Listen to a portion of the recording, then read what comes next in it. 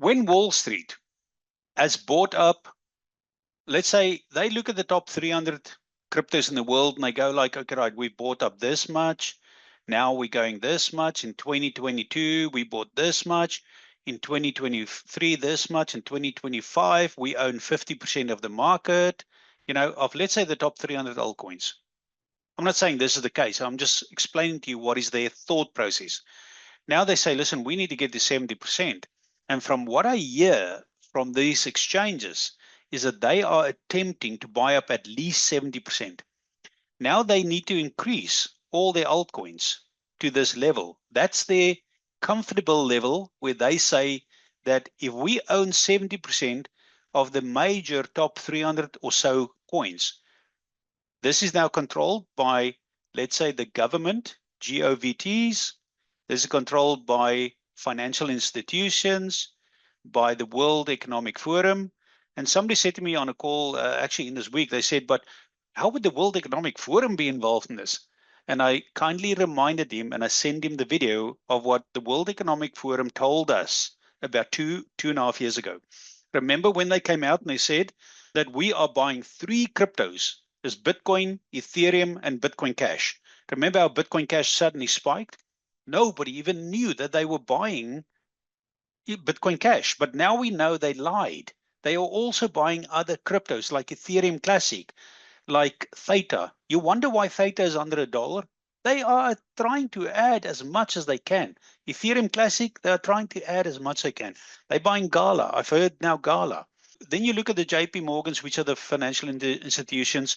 But here's it also, the US government. Everybody's buying. Now, where's the money coming from? Let me explain this to you quickly. Where's the money coming from? I'm going to tell you this now.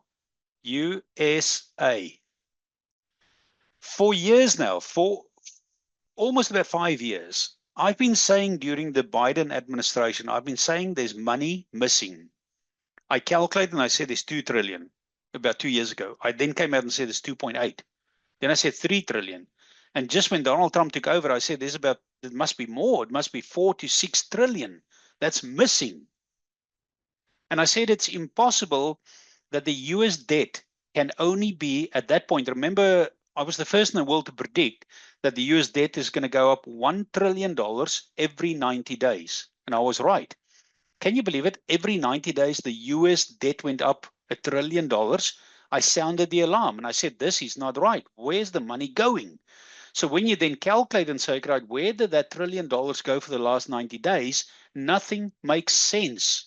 If you look at what was sent to the Pentagon, what was sent to every government organization, you go like, you scratch your head. It doesn't make sense. Because just previously they got more money. Why does the Pentagon need more money? So if you want to figure out where the money is, for example, let me explain it to you like this.